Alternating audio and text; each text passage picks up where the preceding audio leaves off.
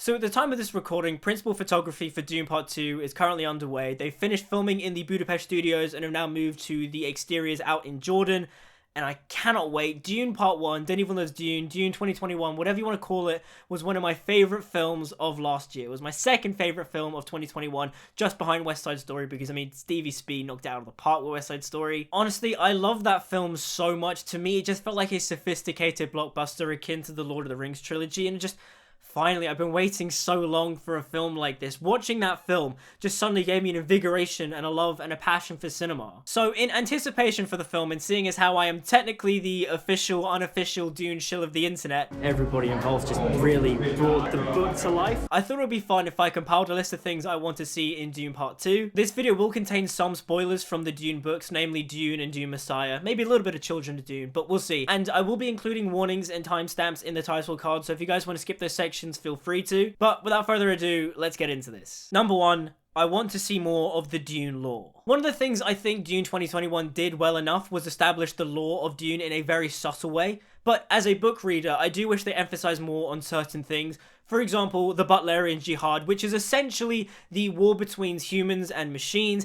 Think of it akin to, say, Terminator or The Matrix. In the Dune universe, machine computers are outlawed after the Butlerian Jihad. Humanity created AI and thus created machines in the likeness of a man. There was a war between the humans and the machines, and once the humans beat machines, they outlawed them and basically came up with the principle that no machine should be created in the likeness of a man. Thus, they created the idea of the Mentat, the human computer, which we see in characters like Paita DeVries and Thufir Hawat in Dune Part 1. And seeing as how in Dune Part 2 we will see Thufir Hawat with the Harkonnens, I think it'll be a nice time to explore the idea of the Mentat just a little bit, because I mean, we do see that stuff in the book and I would like to see that in the film. Another thing too is the idea of the Spacing Guild, the Space Guild Navigators, and the Landsraad itself, seeing as how the Spacing Guild is referenced in Part 1, but we don't really see them, and they don't really establish the idea that the Spacing Guild basically controls the universe and space travel. I also just want to see how Denis Villeneuve would translate a Guild Navigator, because I mean, the way David Lynch did it was just disgusting and nasty, and I kind of want to see that updated with like modern technology, because the first time I watched the David Lynch film, I was like, what the hell is that?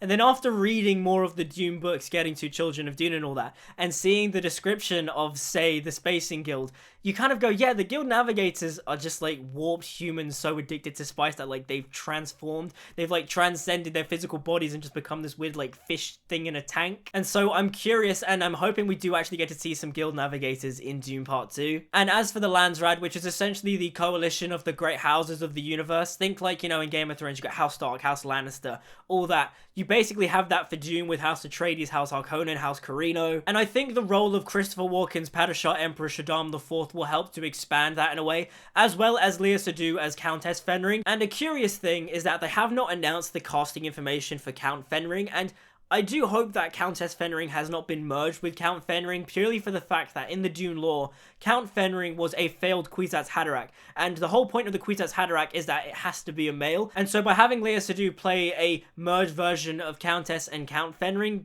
doesn't really play in my books. But who knows, maybe they've cast an amazing actor for Count Fenring and they're just trying to keep it hush-hush right now. But as of right now, I do hope that Lea Seydoux is not just a hybrid version of Count and Countess Fenring. But even still, the Padishah Emperor Shaddam IV and the Fenring should be key in expanding the Dune universe, the Landsraad, the Spacing Guild, the Space Guild Navigators, and so hopefully we get to see that in Dune Part 2. Number 2.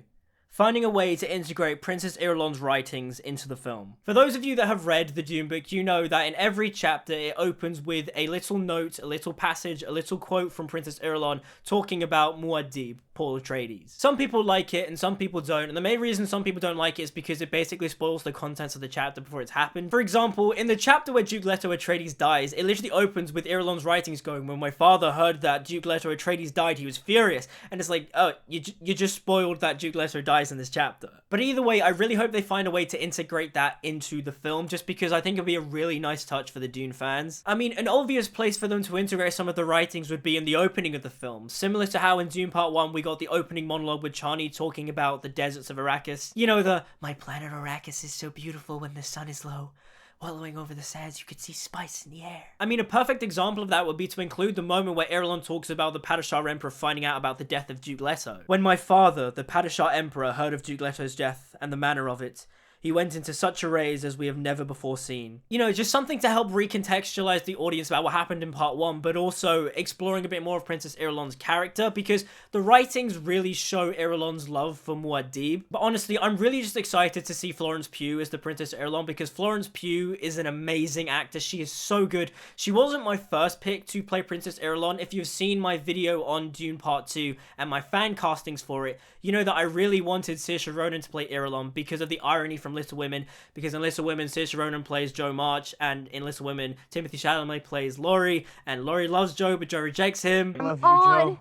And you'd be ashamed of me. I love you, Jo. And I just would have liked to have seen the irony of Timothée Chalamet having to reject Saoirse Ronan this time around. But either way, Florence Pugh is amazing, and plus I technically still get my Little Women connection. And honestly, Florence Pugh is always going to do a good job, even when she's in films that aren't that great, like Don't Worry Darling. She literally carries that film on her shoulders because she is just so good, and I cannot wait to see her as Irulan. Number 3. More action. Now, I really do like the action in Dune Part 1, but I do find it to be a bit inconsistent at times.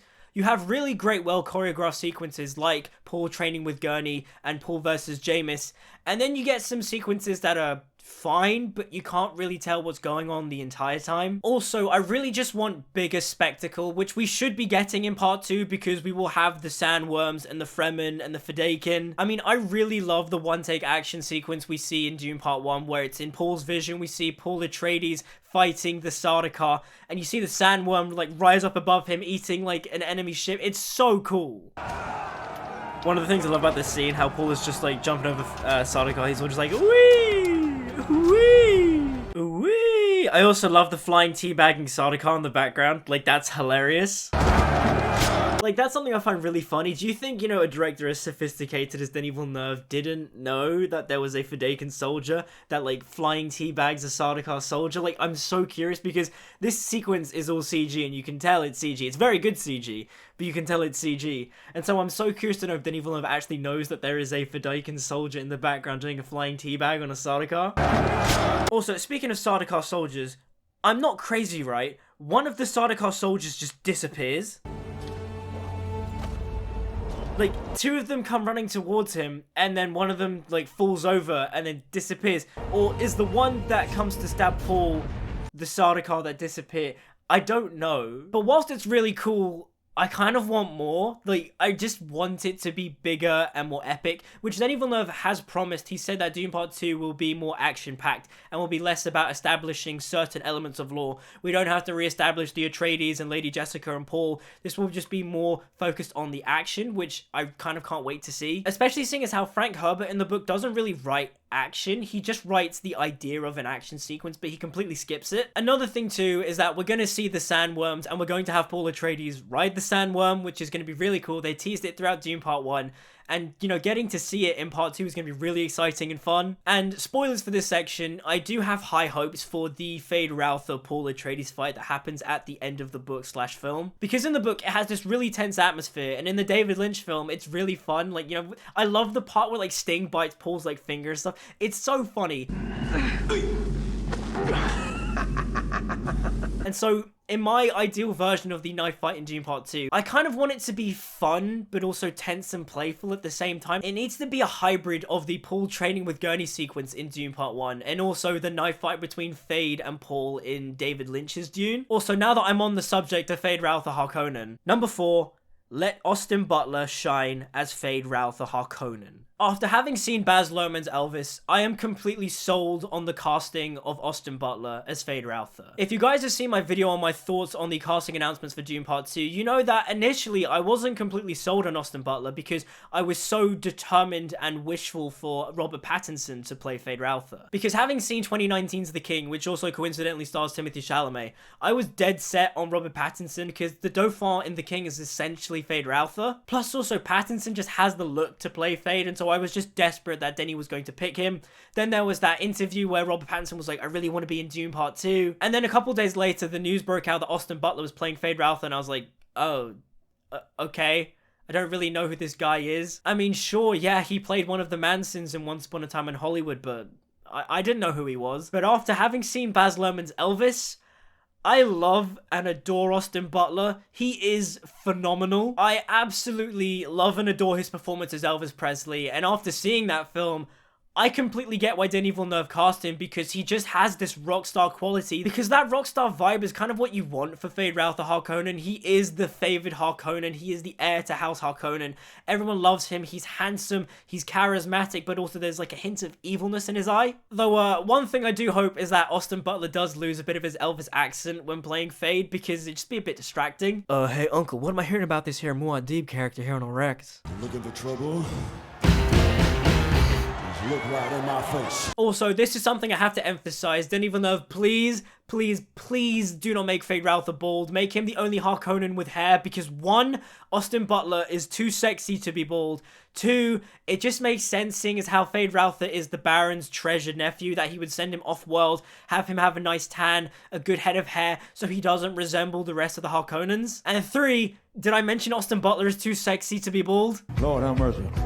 Like, Denis, please, I beg of you, like, if you've made Feyd-Rautha bald, go back and reshoot all of it, do it again, and give him hair, because please, don't do it. Number 5, let Timothée Chalamet shine as Muad'Dib. Muad'Dib! That's one of my favorite bits in the audiobook, when Simon Vance has to do the Muad'Dib chants, and he's all just like, Muad'Dib! Now, if there's one thing Timothée Chalamet is great at, it's delivering grand, epic speeches. You expected me a speech?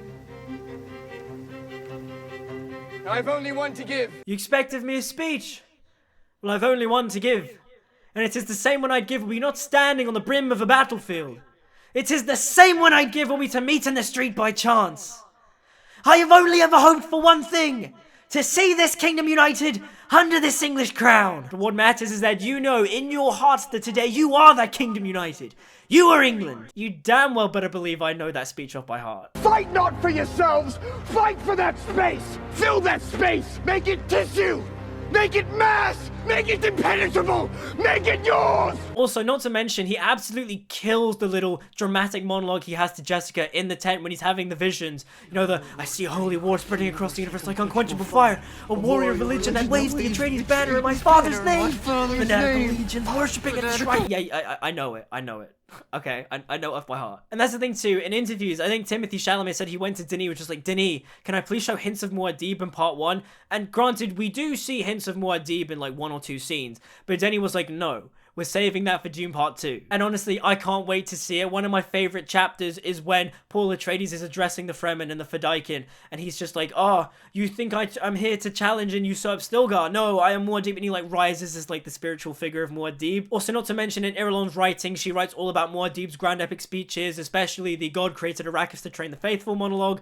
And I really want to see that translated in the film some way, because David Lynch put it in his film, and so I'm hoping Denis Villeneuve will put it in his film, because God created Arrakis to train the faithful is one of the most iconic lines to me in Dune. And if Denis Villeneuve plays his cards right, he could very well direct Timothée Chalamet into another Oscar nomination, because he has the material there. The book is there. Timothée Chalamet's acting prowess is there. All he has to do is utilize it and take it, and it's going to be great. Muad'Dib! Number 6. Explore the relationship between Paul and Chani. Now, in the book, the relationship between Paul and Chani is kind of basic and kind of generic. Paul has dreams of her, he meets her, he falls in love with her, there's a time jump, they are together, and they have a child, Duke Leto II. Actually, I am curious to see if they are actually going to address the first Duke Leto II, because in the Dune book, Paul and Chani have a child, they name it Duke Leto II, and by the end of the book, that child dies, because when you get to the end of Dune Messiah and Paul and Chani have the twins Leto and Ghanima, that Leto is not Leto III, it's Leto II, which is really weird. But it seems the way Denis Villeneuve is depicting Chani is that she's sort of going to be Paul Atreides' Lady Macbeth. She is the one that might start to seed the idea of the jihad that Paul Atreides takes across the entire universe. I mean, the Lady Macbeth imagery is ripe throughout Dune Part 1. Every time we see Chani in Paul's visions, she has the red bloody hand, and obviously Macbeth, the red bloody hand. So yeah, I really do hope they expand Paul and Chani's relationship a bit, because so far it's literally just, he's dreamed of her, they meet, and that's kind of it. Number 7, get Aaliyah right. This, I think, is going to be Denis Villeneuve's biggest challenge for Dune Part 2, because Aaliyah is one of my favorite characters. Aaliyah is the sister of Paul Atreides that was hinted at in Dune Part 1. In the book, she's basically a toddler with the mind of a fully grown adult and also has the memories of the Bene Gesserit. Honestly, you're going to need a very talented child actor to play this role, because Aaliyah is kind of difficult, because she has a lisp, but she's also delivering quite grand and epic dialogue. Or maybe Denis Villeneuve does some kind of CGI doubling or something, but just, Either way, Denis has to make it better than the Aaliyah we got in the David Lynch film, because I still get nightmares from that. Not until you tell them both who I really am. My brother's coming for you, Baron. Him and his Fremen warriors. Number 8. We need a strong setup for Dune Messiah. Now, Denis Villeneuve has said numerous times that he wants to do a Dune trilogy. Dune Part 1, Dune Part 2, and Dune Messiah. And one of the reasons why I am hoping we do get a Dune Messiah down the line, because Denis Villeneuve says if he does do Dune Messiah, he would wait a couple of years because he wants Timothée Chalamet to age up into the role. Because if I'm remembering this correctly, Paul Atreides is in his late 20s, early 30s at the start of Dune Messiah. And one of the reasons why you kind of need to adapt Dune Messiah is because Dune Messiah is essentially the culmination of the Paul Atreides story, and you kind of need it to understand the whole point of Dune, because one of the main criticisms that gets lobbed at Dune is the fact that it's a white savior story. It's the white man coming into the foreign country to help liberate the people and essentially rise to power. But realistically, it isn't. Dune is all about how you should not be trusting messianic and charismatic leaders because they all have their own disastrous political agendas. Like, I think that was probably the dumbest criticism I saw with people lobbing at the 2021 version. Like, I'm sorry. If you go through the entire sequence of Paul's visions and you look at this shot in particular and you go, white savior, I'm sorry, that just shows that film literacy is dead. Because I'm sorry, how do you look at this shot and this entire sequence, and you look at Timothée Chalamet's costuming, the expression on his face, his hair, the lighting, and you go, yep, white savior. But anyways, I digress. I think the perfect way to combat that allegation against Dune is to simply have an ominous ending to Dune Part 2. Because the way I would do the scene is I'd sort of make it very ominous but also epic at the same time. Like, you have Paul Atreides rising as Emperor of the known universe, and then we cut over to Jessica and Chani and they do their famous ending exchange to the book. You know, the whole history will remember us as wives thing. We cut to ominous close-ups of Paul Atreides and we cut to wide epic shots of the Fremen and Fedaykin basically chanting Muad'Dib, Muad'Dib, as we fade to black. Hans Zimmer's music will be doing the Hans Zimmery epic stuff, you know, whatever Hans Zimmer's known for, you know. Basically what I've just described to you is the ending to The King, but I mean, that's kind of the vibe you need to go for, because the ending to the first Dune book is triumphant,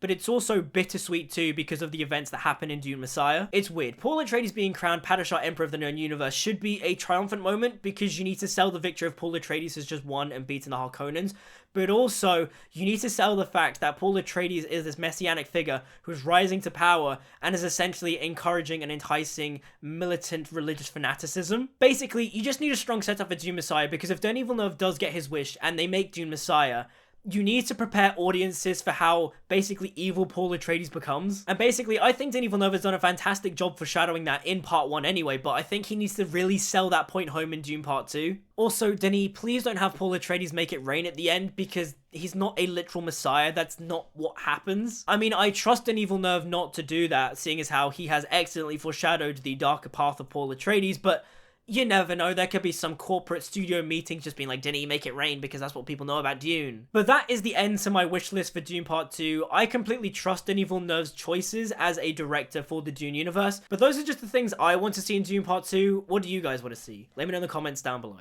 Like, subscribe, follow me on social media, all that good stuff. Until we meet again, I'll see you guys next time.